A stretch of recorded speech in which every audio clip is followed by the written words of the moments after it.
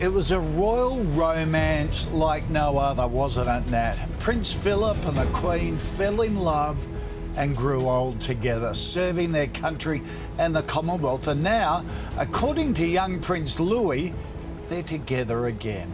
Now with great grandpa. It's a sentiment the young royal shares with millions who mourn.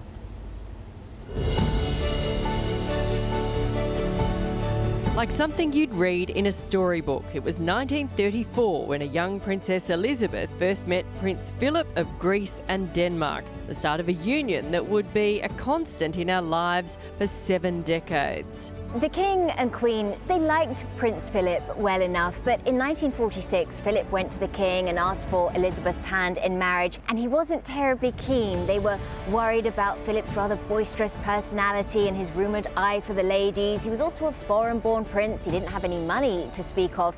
And they also thought that Elizabeth was simply too young to get married. And so they asked Philip and Elizabeth to hold off on any kind of announcement until the family had returned from their tour to southern Africa. So the whole time Elizabeth was in southern Africa, they went to South Africa itself, then up to Rhodesia as it was then known. She had a little secret, and that was that they were engaged. In 1947, the Queen and her new love married here at Westminster Abbey, a moment in history that forced the future of the monarchy. Inside the church, over 2,000 guests bared witness as the radiant bride and groom entered a new phase of their life together. Now comfortable as husband and wife, the Commonwealth's celebrated leaders earned 2 new important titles, Mum and Dad.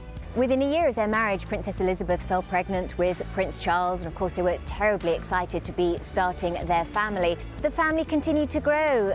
2 years after Prince Charles was born, Philip and Elizabeth welcomed Princess Anne, their first and only daughter. And then there was quite a long time period before the second 2 children came along, Andrew first, followed by Prince Edward. And many people have suggested that the Queen was a lot more relaxed in her role by the time Andrew and Edward came along. So it was almost a second chance for her to be a mother. Over time, we caught a glimpse of their private partnership behind palace gates. All too often, I fear Prince Philip has had to listen to me speaking. Frequently, we have discussed my intended speech beforehand. And as you will imagine, his views have been expressed in a forthright manner. The Queen's own version of PDA. He has quite simply been my strength and stay all these years.